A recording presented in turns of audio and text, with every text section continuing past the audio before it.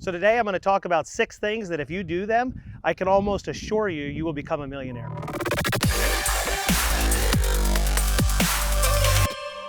So step 1 sounds really simple, but you do need to have a job, you need to have an income, you need to be making some money. You don't have to make a ton of money. You could get a job making $30,000, $40,000, $50,000. That is step 1. You have to make an income.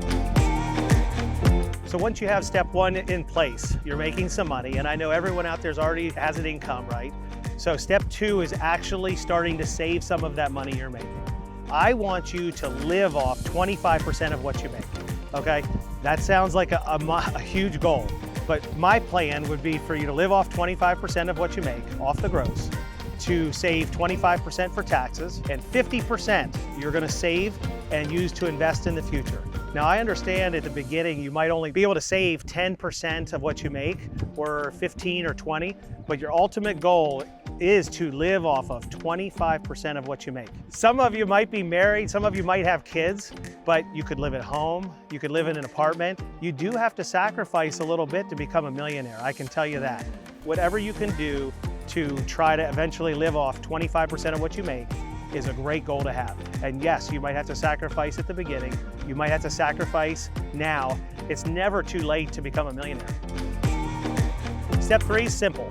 I want you to drive a paid off car, and I want it to be great on gas mileage. For example, a couple years ago, maybe 6 years ago, I was driving a 2005 Prius that got 49 miles to the gallon. I paid $4,800 for that car, and I drove it for 3 years. Before that, I drove a Buick that I had paid $3,000 for. So buy a cheap car that's cheap on gas, and even if gas is $5 a gallon like it is right now, it won't affect you at all. And it will allow you to save more money for step 2. Okay, so we're at step 4. Now we're getting into actually buying some real estate. So step 4 is to buy your first 1 to 4 unit property, and we're gonna buy this FHA. And the plan is, now you can move out of your mom's basement, or you can move out of your cheap rental that you've been living in for the last year or 2 while you've been saving money. So we're gonna buy the first investment property. It's gonna be a 1 to 4 unit, and you're gonna live in one of these units. And the expenses and the bills from this property are all gonna be paid by your other 2 or 3 tenants. So this is gonna allow you to live very cheap. Frankly, you might live for free. You might have to use 3.5% or 5% of the purchase price, take this out of your savings, and now you're gonna be living essentially for free. This is step 4.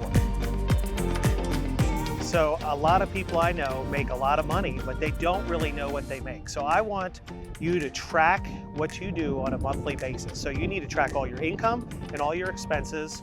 You need to set aside what you need to pay for taxes. We talked about that earlier. So you need to track all of what you're paying for your car maintenance. You need to budget for your health insurance. You need to budget for everything that you pay and track it on a monthly basis. On top of tracking that, you want to start tracking your net worth. Not only do you track the cash, you track your equity in the properties you've bought.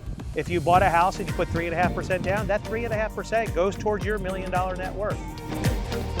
So step 6 in becoming a millionaire that I have put together is ramping this stuff up.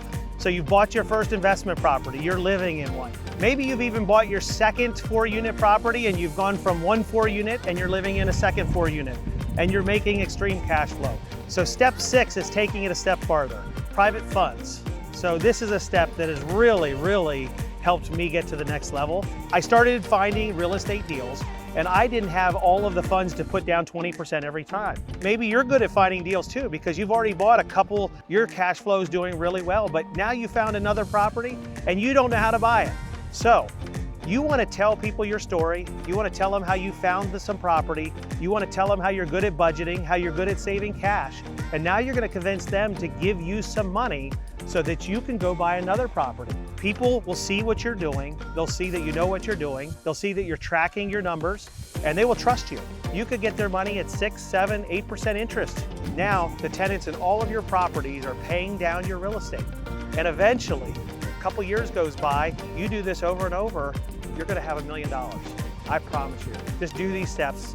I hope you've enjoyed these 6 steps. If you've liked it, if you wanna learn more about what I'm doing, go follow me on YouTube. If you wanna get on my newsletter, it's robneilinger@gmail.com. Just shoot me an email, or you can message me with your email, and I'll add you to my multifamily newsletter so you can learn more about that too.